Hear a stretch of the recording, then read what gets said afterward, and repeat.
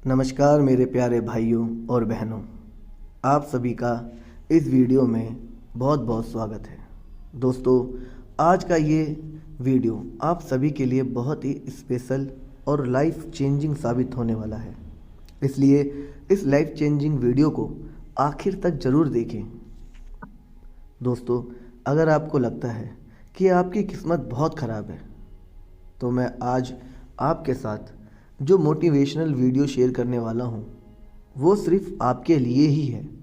इसे अंत तक ज़रूर देखें। तो बिना समय गंवाए चलिए कहानी को शुरू करते हैं। और हमारी कहानी का जो टाइटल है वो है अपना भाग्य कैसे बदलें। एक जंगल में एक महात्मा रहते थे। उन महात्मा की खासियत ये थी कि वह किसी का भी भविष्य बता सकते थे। बड़े बड़े राजा उन्हें बहुत मानते थे और उनके बताए हुए मार्ग पर चलते थे।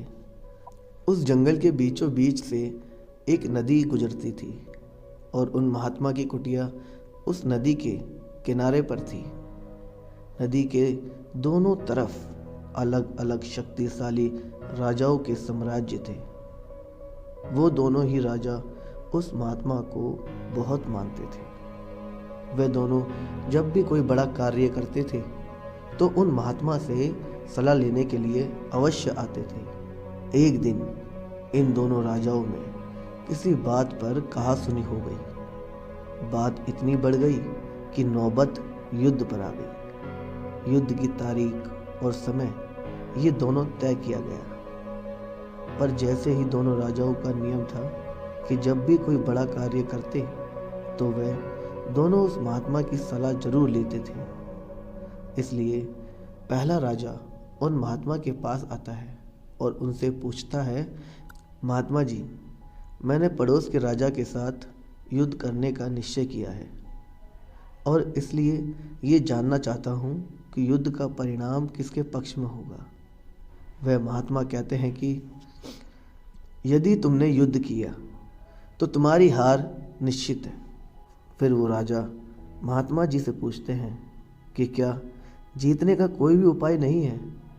वह महात्मा कहते हैं कि यदि युद्ध किया तो हार निश्चित है।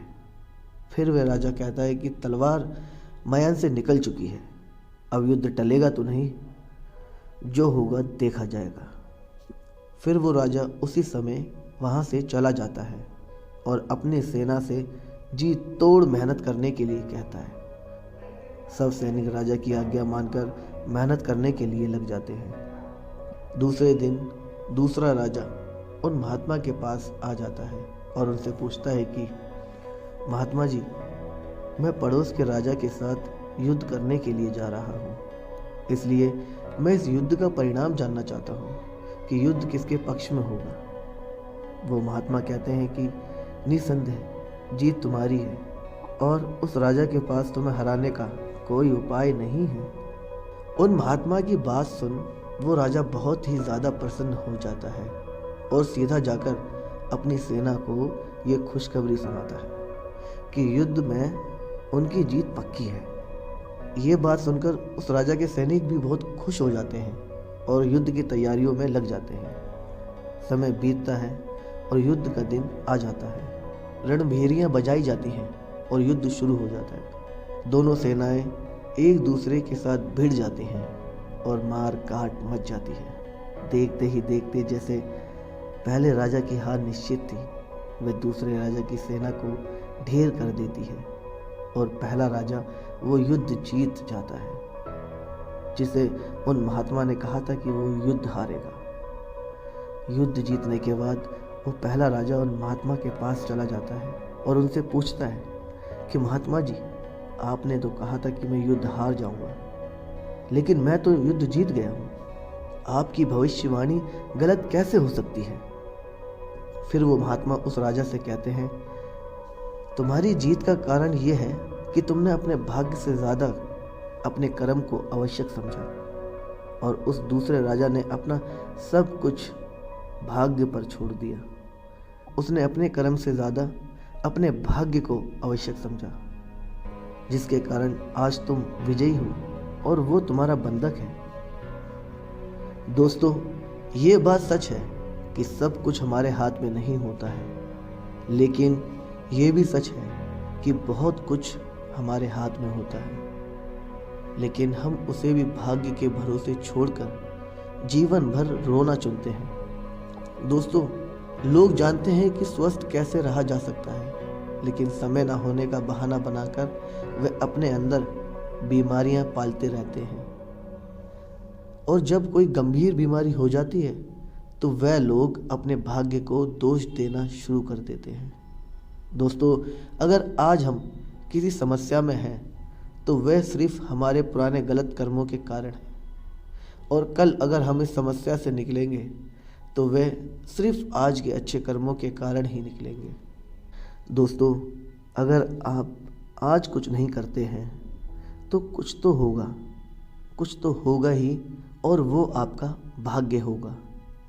और अगर आप आज अपनी बुद्धि का इस्तेमाल करके वो करते हैं जो आप करना चाहते हैं तो वो आपका कर्म होगा। तो ये आपके ऊपर है कि आपको कुछ करना है या अपने भाग्य के भरोसे बैठे रहना है। दोस्तों, ये प्रश्न आवश्यक नहीं है कि भाग्य पहले से लिखा हुआ है या नहीं, बल्कि आवश्यक सवाल ये है, क्या हम उन चीज़ों को भी भाग्य के भरोसे छोड़ रहे हैं जिन्हें हम बदल सकते हैं। दोस्तों, आज की कहानी आपको कैसी लगी? कृपया करके मुझे नीचे कमेंट बॉक्स में कमेंट करके ज़रूर बताएं। और अगर आपको ये कहानी पसंद आई है तो अपने दोस्तों के साथ भी इसे शेयर कीजिए, ताकि और लोगों को भी ये कहानी सुनने का मौका मिले। आपका कीमती समय देने के लिए दिल से धन्यवाद।